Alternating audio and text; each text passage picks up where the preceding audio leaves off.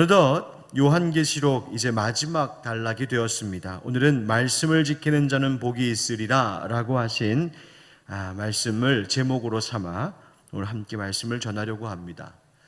오늘 함께 읽기 시작한 요한계시록 22장 6절부터의 말씀은 계시록 전체의 결언에 해당되는 본문입니다. 마지막 끝입니다. 6절 말씀에 이렇게 말씀하십니다. 또 그가 내게 말하기를 이 말은 신실하고 참된지라 주 곧 선지자들의 영의 하나님이 그의 종들에게 반드시 속히 되어질 일을 보이시려고 그의 천사를 보내셨도다. 아멘. 그가 내게 말하기를, 아마도 요한에게 새 예루살렘 성, 새 에덴 동산의 그 아름다운 그 하나님 나라의 모습을 보여주었던 그 천사가 다시 요한에게 말을 하고 있습니다. 이 말은 신실하고 참된지라. 여기서 신실하고 참되다 하는 이 말이 무엇일까요? 그 뒤에 이렇게 되어 있습니다. 주 곧 선지자들의 영의 하나님이 그의 종들에게 반드시 속히 되어질 일을 보이시려고 그의 천사를 보내셨도다. 주 곧 선지자들의 영의 하나님이, 여러분 이 말이 조금 복잡하죠. 이 말은 즉 선지자들에게 성령을 주셔서 하나님의 말씀을 전하게 하셨던 그 하나님께서 이런 뜻입니다. 성령을 주셨던, 성령을 통하여 성령을 보내시고 선지자들을 통하여 말씀하셨던 그 하나님이 이제 그의 종들, 그의 백성된 자들에게, 우리들에게 반드시 속히 되어질 일을 보이시기 위하여 천사를 보내어 주신 그 말씀이라고 하는 것입니다. 즉 계시록의 이 말씀이죠. 이 계시록의 말씀이 참으로 신실하고 참되다라고 들려주십니다. 요한계시록이 처음 시작했던 1장 1절 말씀에도 이미 이와 같은 말씀이 우리에게 주어졌었습니다. 1장 1절에 예수 그리스도의 계시라 이는 하나님이 그에게 주사 반드시 속히 일어날 일들을 그 종들에게 보이시려고 그의 천사를 그 종 요한에게 보내어 알게 하신 것이라. 아멘. 반드시 속히 일어날 일들, 바로 그것에 대하여서 계시하여 주신 말씀이 요한계시록입니다. 그래서 오늘 본문 7절 말씀에 이어 보라 내가 속히 오리니 이 두루마리의 예언의 말씀을 지키는 자는 복이 있으리라 하더라 말씀하십니다. 여러분 속히라고 하는 말이 반복되어 또 나오죠. 속히 되어질 일, 그리고 내가 속히 오리니, 예수님의 다시 오심이 반드시 속히 이루어질 것이라는 것을 확인시켜주고 계십니다. 예수님의 다시 오심, 그리고 그 마지막 때의 징조, 예수님 언제 오실까? 우리가 볼 때 예수님의 다시 오심이 속히 이루어지지 않은 것 같습니다. 왜냐하면 이미 이 말씀은 2000년 전에 기록된 말씀이요, 지금 우리는 2020년을 살아가고 있기 때문이죠. 예수님 언제 오실까? 그런데 성경이 말하고 있는 이 속히라고 하는 표현을 통하여 성경이 우리에게 말하고자 하는 것은 이런 것입니다. 속히 오신다. 즉 예수님은 반드시 다시 오신다. 그 예수님의 다시 오심은 반드시 이루어질 것이다. 그리고 그 마지막 때는 이미 우리 가운데 시작되었다. 주님이 처음 이 땅에 오셨을 때에, 그 초림 때에 이미 이 종말의 때, 마지막 때는 시작된 것이다. 그리고 뭘 말씀하십니까? 예수님의 다시 오심은 그런데 어느 때 갑자기 임할런지 아무도 모른다. 하나님 아버지만이 알고 계신다. 뭘 우리에게 말씀하고자 하심인가요? 늘 깨어 준비하고 있으라 하시는 겁니다. 예수님께서도 말씀하셨습니다. 마태복음 24장 42절부터 44절에 그러므로 깨어 있으라. 어느 날에 너희 주가 임할는지 너희가 알지 못함이니라. 너희도 아는 바니 만일 집주인이 도둑이 어느 시각에 올 줄을 알았더라면 깨어 있어 그 집을 뚫지 못하게 하였으리라. 이러므로 너희도 준비하고 있으라. 생각하지 않은 때에 인자가 오리라. 아멘. 예수님도 말씀하셨습니다. 깨어 있으라, 준비하고 있으라고 말이죠. 무슨 말입니까? 예수님께서 생각하지 않은 때에 다시 오신다는 겁니다. 생각하지 않은 때. 여러분 이 구절에 한번 주목해 보면 좋겠습니다. 여러분 우리가 어느 때에 어떤 상황에 주님께서 다시 오실 것을 생각하지 않고 있을까요? 가만히 생각해 보니 한 5가지 이유 때문에 우리는 주님의 오심을 생각하지 않고 있을 때가 있는 것 같습니다. 그 첫째는 지금이 너무 편안하고 너무 좋을 때 현실에 안주하는 것이죠. 둘째는 지나치게 바쁘게 살아가고 있을 때, 이 세상 일에 붙들려서 분주할 때 우리는 주님이 다시 오신다는 생각을 미처 못하고 살기도 하는 것 같습니다. 세 번째, 주님 앞에 내 모습이 부끄럽다 여겨질 때, 그러니까 예수님 지금 오시면 안 되는데 하는 것이죠. 범죄함 가운데 있을 때 그렇습니다. 또 네 번째, 주님의 다시 오심 그 자체를 믿지 않는 것, 즉 주님이 진짜 오시겠어? 불신인 것이죠. 다섯 번째, 지금 예수님 오시긴 오실 텐데 지금은 아닐 거야 라고 생각하는 겁니다. 아니람에 빠져 있는 것이죠.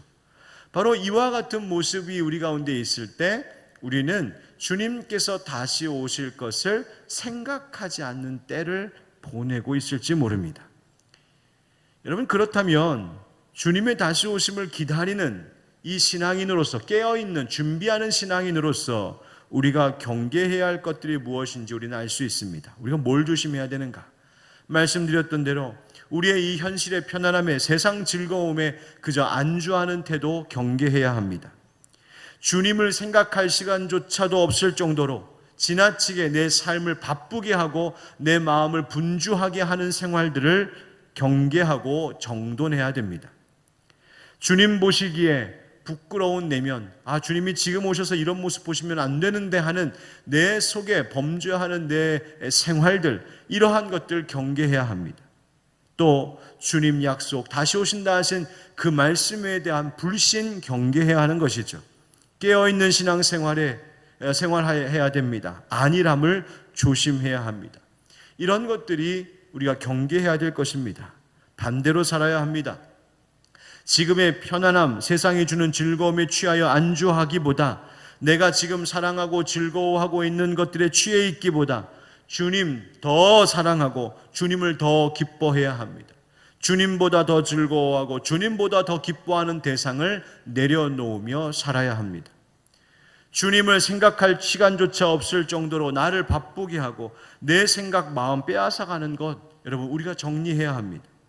주님께서 원하지 않으실 내 내면의 그 모습, 언행, 모든 일상의 생활에 대하여 주의하고 거룩한 길 가고자, 의로운 길 가고자 노력해야 합니다.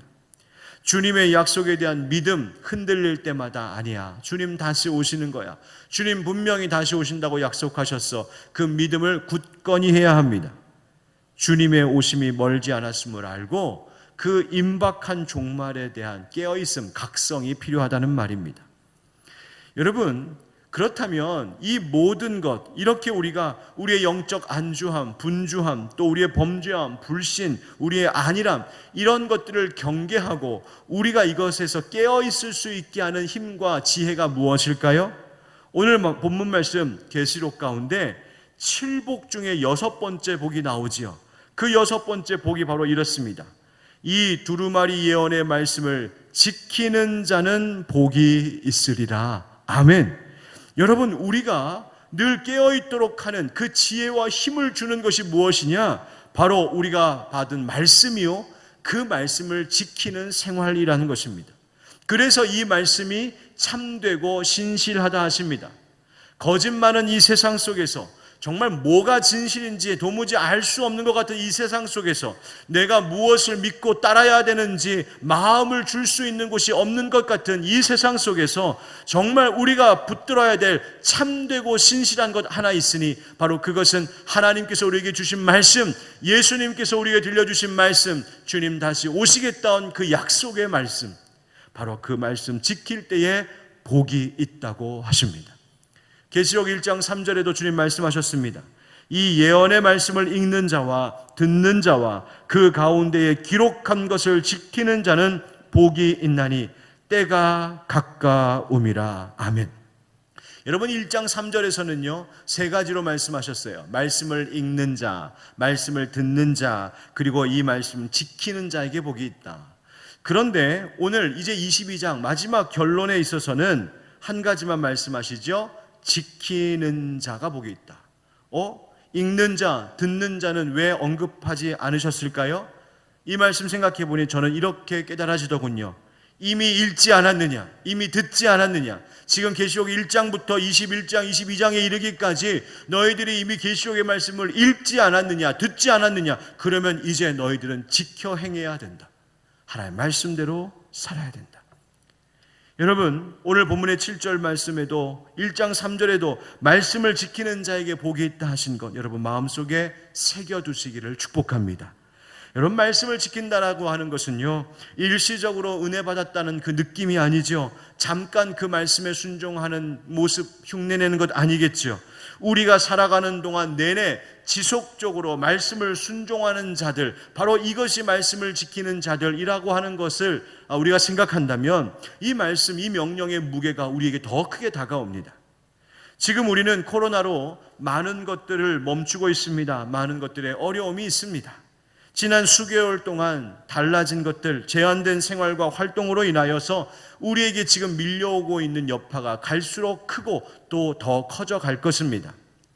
오늘 아침 신문을 보니까요, 코로나 우울증이 점점 심각하게 더 늘고 있다고 합니다. 20대, 30대 여성들 가운데에 극단적인 선택을 하는 이들도 늘고 있다라고 하는 가슴 아픈 통계의 기사도 보았습니다. 경제적인 극심한 어려움들을 호소하고 있고 직장 고용에 대한 불안함과 절망감 가운데 시달리고 곳곳에서 삶의 의지가 없다, 더 이상은 버텨낼 여력이 없다 하는 소리들이 많이 들려온다는 거예요. 그래서 지금 이와 같은 종류의 상담 전화가 빗발치고 있다고 합니다. 이토록 많은 어려움이 있고 모든 것이 멈춰 있는 지금입니다. 정말 위로가 필요하고 서로에 대한 배려와 돌봄이 필요합니다. 그리고 각자의 인내가 필요한 때입니다. 그런데 곰곰이 생각해 보면 우리가 지금 읽고 있는 이 계시록의 말씀을 처음 받아들였던 초대교회 성도들은 지금 우리의 형편보다 훨씬 더 어렵고 고된 삶의 세월을 보내야 했었을 겁니다. 그들이 신앙을 지키기 위해 지켜야 했던 그 많은 핍박은 지금 우리로 하여금 그 아픔을 다 헤아리기 어려울 정도로 극심한 고통 가운데 그들이 있었을 겁니다. 그리고 더 깊은 시름은 그들이 당하고 있던 그 박해와 고통이 도무지 언제쯤에서야 끝날 수 있을지 아무도 알 수 없었다는 겁니다. 끝나지 않을 것 같았습니다. 그래서 절망스러워했고 그러다 보니 그 중에는 믿음을 버리는 배교자들도 생겼던 것이죠.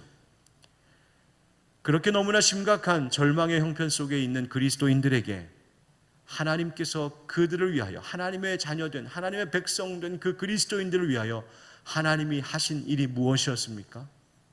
바로 사도 요한을 통하여 계시록의 말씀을 주신 것이었습니다. 하나님은 그 고통 가운데 절망하고 있는 백성들을 위하여 하나님께서 당신의 자녀들에게 하신 가장 아름답고 선한 일은 바로 하나님의 말씀을 주신 일이었습니다. 왜요?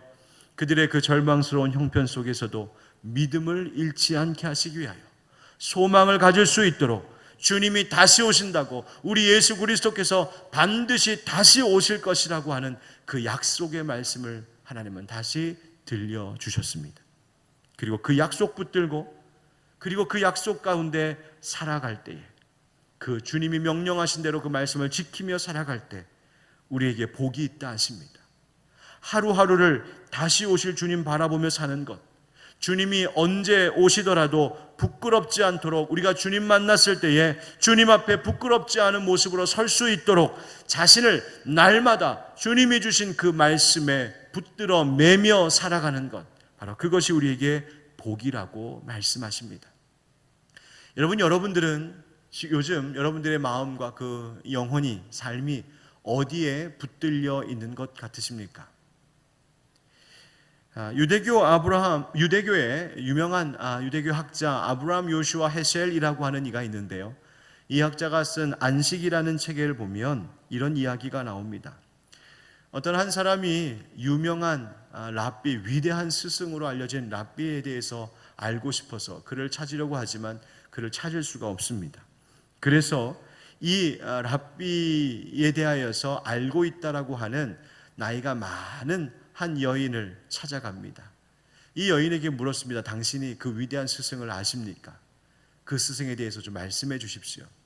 그랬더니 이 여인이 하는 말이, 저는 그 어른의 부엌에서 일하고 있었던 하녀이기 때문에 잘 그분에 대해서 아는 것은 없습니다. 그러자 다시 묻습니다. 그래도 거기서 일하시면서 아는 바대로 좀 말씀해 주십시오. 들려주십시오. 그러자 이 하녀였던 나이 많은 여인이 이렇게 말을 합니다. 저는 그분의 방에서 무슨 일이 일어나고 있었는지는 모릅니다. 제가 당신에게 말씀드릴 수 있는 것은 한 가지뿐입니다. 늘 있는 일이지만 우리 하녀들은 한 주 내내 옥신각신했습니다. 그러다가 매주 안식일이 시작되기 직전 금요일이 되면 부엌의 분위기가 속죄일 전야의 분위기로 바뀌었습니다. 너나 없이 서로 용서를 구하는 충동에 이끌렸습니다. 우리는 모두 애정의 감정과 내적 평화의 감정에 사로잡혔습니다. 무슨 이야기를 들려준 건가요? 일주일 내내 부엌일 하면서 하녀들끼리 옥신각신 다투기도 하고 서로 감정이 상하기도 하고 미워하기도 하고 했다가 안식일이 시작되는 그 전날 금요일이 되면 모두가 속죄하기 시작한다는 겁니다. 모두가 서로 용서하고 서로 감싸주는 마음으로 사로잡히더라는 거예요. 일주일 내내 서로에 대한 미움과 좋지 않은 감정에 붙들려 매여 있다가 안식일을 앞두고는 그 마음을 하나하나 풀어내기 시작했다는 것입니다. 이 아브라함 요슈아 헤셀은 안식이란 삶의 막간, 즉 삶이 지나가다 잠깐 쉬는 것이 아니라 안식은 삶의 절정이라고 말했습니다. 인간이 살아가는 문명 가운데 인간이 그 힘으로 도무지 막을 수 없는 여러 가지 어려움들이 찾아오는데, 그런데 그 어려운 문명 속에서 살아남으려면 우리에게 안식이 필요하다. 세상 것에 취하지 않고 물질에 예속되지 않고 끌려다니지 않고 살기 위해서는 우리 속에 내적인 해방이 필요하다고 했습니다. 그러려면 우리 모두가 씩씩하게 끊임없이 은밀히 싸워 나가는 영적 전투의 일을 계속 해 나가야 한다는 겁니다. 우리 사랑하는 성도 여러분, 우리는 참 많은 것들에 매어 삽니다. 시간에 매어 살고, 일에 매어 살고, 물질에 매어 살고, 사람들과의 관계에 매어 살고, 그렇게 우리로 하여금 끊임없이 무언가에 끌려다니며 살도록 우리를 붙들어 매고 있는 것이 세상 속에 있습니다.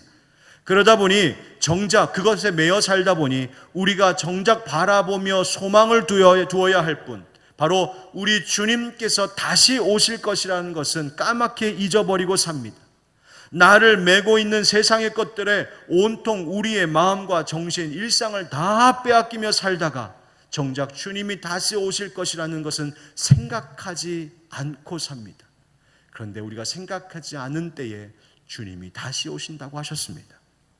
여러분, 우리가 그것으로부터, 우리를 붙들어 매고 있는 것들로부터 자유하기 위하여서 영적인 안식이 필요합니다. 그렇게 보면 지금 우리에게 모든 것이 멈출 수밖에 없는 이 기다림의 긴 시간은 오히려 우리로 하여금 우리가 정말 바라봐야 할 것이 무엇인지를 보게 하고 우리의 소망을 두어야 할 것이 어디인지를 돌이켜 보게 하는 기회일 수 있습니다.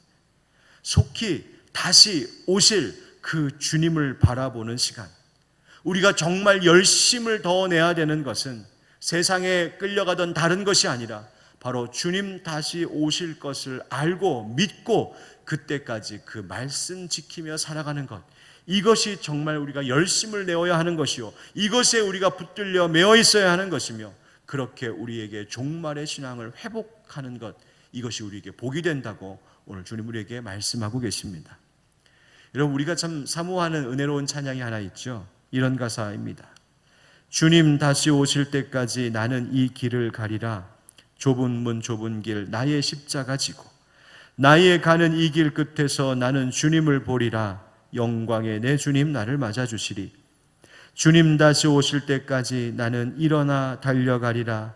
주의 영광 온 땅 덮을 때 나는 일어나 노래하리. 내 사모하는 주님 온 세상 구주시라. 내 사모하는 주님 영광의 왕이시라. 아멘. 좁은 문, 좁은 길 가는 것과 같은 삶의 어려움 가운데 있다 할지라도 이 세상의 것에 매여 있지 않고 오히려 그것으로부터 자유하여져서 오직 주의 말씀을 지키는 것에 붙들려 매는 인생 살겠노라고 다짐하는 결단의 찬양입니다. 여러분, 우리 모두가 그와 같은 삶을 살아갈 수 있기를 예수 그리스도의 이름으로 축원드립니다. 그래서 이어지는 말씀에 우리 주님께서는 우리에게 하나님께 대한 경배에 대한 명령을 주고 계십니다. 8절과 9절 말씀 우리 한번 같이 읽어보겠습니다. 시작. 이것들을 보고 들은 자는 나 요한이니 내가 듣고 볼 때에 이 일을 내게 보이던 천사의 발 앞에 경배하려고 엎드렸더니 그가 내게 말하기를 나는 너와 네 형제 선지자들과 또 이 두루마리의 말을 지키는 자들과 함께 된 종이니 그리하지 말고 하나님께 경배하라 하더라. 아멘. 요한이 이 모든 말을 듣고 이 모든 계시의 환상을 보고서 그 경이로움에 빠져서 천사의 발 앞에 경배하고 엎드렸습니다. 그러자 천사가 그러지 말라고 합니다. 나한테 경배하지 말아라. 여러분, 십계명의 말씀이 기억나죠? 출애굽기 20장 33절에 너는 나 외에는 다른 신들을 네게 두지 말라. 예수님도 말씀하셨죠. 네 마음을 다하고 목숨을 다하고 뜻을 다하여 주 너의 하나님만 사랑하라. 우리 올해의 주제 말씀입니다. 천사가 말합니다. 그리하지 말고 하나님께 경배하라. 그리하지 말고 하나님께 경배하라. 하나님께만 경배하라는 겁니다. 요한은 그 경이로움과 두려움에 가득 차서 천사에게 엎드렸지만 여러분, 우리는 지금 무엇에 엎드리는 삶을 살고 있을까요? 과연 지금 내가 경배하고 있는 대상이 무엇일까요? 물론 우리가 우상의 형상을 만들어서 그 앞에 절하지 않습니다. 하나님의 형상을 만들어 지어놓고는 이것이 하나님이라고 절하지는 않습니다.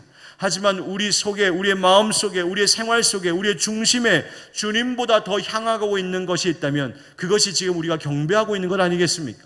내 마음의 생활과 마음과 내 생활의 모든 방향을 그렇게 이끌고 가고 있는 것, 나의 경배와 나의 사랑을 차지하려고 하는 것, 그것이 무엇입니까? 우리 생활 속에 많은 것에 제약을 받고 있고 멈춰 있어서 답답하고 자유롭지 못한 지금, 오히려 우리의 속사람이 하나님 외의 다른 것에 매여 자유롭지 못하고 있다면 우리는 그런 것들부터 우리를 풀어내어 자유하게 하는 시간이 필요합니다. 그래서 지금 우리의 몸과 행동은 비록 자유롭지 못하지만 우리의 영혼만큼은 그 어느 때보다도 세상 것들로부터 모든 근심과 염려거리로부터 자유롭게 되는 우리의 영혼이 되어야 한다는 말입니다. 주님 다시 오심을 생각하지 못하게 내 눈을, 내 영혼을 가리고 있는 다른 모든 것들로부터 내 영혼을 풀어 자유롭게 하는 그 시간, 바로 그 시간으로 이때를 삼으시면 어떻겠습니까? 여러분, 그러려면 어떻게 해야 될까요? 오늘 주신 말씀대로 이 계시록의 말씀을 비롯하여 성경의 말씀을 읽고 듣고 지키는 일에 오늘 하루하루를 성실히 살아가야 할 줄 믿습니다. 여러분, 사랑하는 성도 여러분, 말씀 정해놓고 읽으십시오. 그 말씀이 무슨 뜻인지를 깊이 읽고 묵상하십시오. 그리고 성령님께 이 말씀의 깨달음을 통하여 내 삶 가운데 적용하고 순종해야 되는 주님의 그 명령이 무엇인지를 알려달라고 기도하십시오. 그리고 깨닫게 하시는 대로 순종하셔야 합니다. 여러분, 어쩌면 그런 일들이 대단한 일이 아닐 수 있습니다. 어쩌면 내가 왜 이렇게까지 해야 하나 하는 도전도 다가올 수 있습니다. 그러나 그것을 순종할 때에 우리는 하나님 외에 다른 것에 엎드렸던 나를 오히려 그것으로부터 해방시키고 오직 하나님께만 경배하게 하는 그런 영혼, 그런 삶을 살게 하는 것입니다. 여러분, 그래서 개인 예배의 시간을 가지시기를 축복합니다. 정말 권면합니다. 함께 모여서 예배할 수 없을 때이기 때문에 여러분이 있는 그 자리에서 그 자리를 예배의 처소로 삼아 홀로 혹은 가족들과 함께 찬양을 부르고 말씀을 읽고 말씀을 나누고 말씀의 의미를 되새기며 기도하며 그렇게 예배드리십시오. 가족들과 함께 오늘 주시는 그 말씀으로 우리가 지켜야 할 것이 무엇인지를 함께 나누며 그 일을 행하십시오. 그와 같이 세상과 사람과 물질과 시간이 아닌 오직 하나님께 엎드려 예배하는 우리 개인의 시간, 가정 예배의 시간을 통하여 우리는 진정으로 우리 주 예수 안에서 자유할 수 있는 겁니다. 때가 가까울수록 우리는 더욱 그리해야 한다 하십니다. 오늘 말씀에 10절 말씀에 또 내게 말하되 이 두루마리의 예언의 말씀을 임봉하지 말라. 때가 가까우니라. 불의를 행하는 자는 그대로 불의를 행하고 더러운 자는 그대로 더럽고 의로운 자는 그대로 의를 행하고 거룩한 자는 그대로 거룩하게 하라. 보라, 내가 속히 오리니 내가 줄 상이 내게 있어 각 사람에게 그가 행한 대로 갚아주리라. 아멘. 오늘 말씀에 보면 이 예언의 말씀을 이제 더 이상 임봉하지 말아라. 왜냐하면 때가 가까우니 알리라 하십니다. 그래서 우리가 지금 이 계시록의 말씀을 받은 것이죠. 그런데 하나님 말씀하시기를 뭐라고 하십니까? 그대로 두라고 합니다. 불의한 자는 불의대로, 더러운 자는 더러운 대로, 의로운 자는 의로운 대로, 거룩한 자는 거룩한 대로 그냥 두라 하십니다.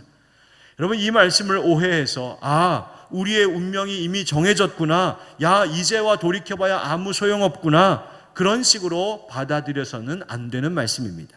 이 말씀의 진정한 뜻은 언젠가 그렇게 돌이킬 수 없을 만큼, 우리가 다시 돌이킬 수 없을 만큼 주님의 다시 오심이 임박할 때가 곧 될 것이라고 하시는 뜻입니다. 그러니 하나님께로 돌이켜 주의 뜻에 순종하며 사는 삶을, 그 의롭고 거룩한 삶을 내일로 미루지 말고 지금 이 순간 깨어 준비하기 시작하라는 것입니다.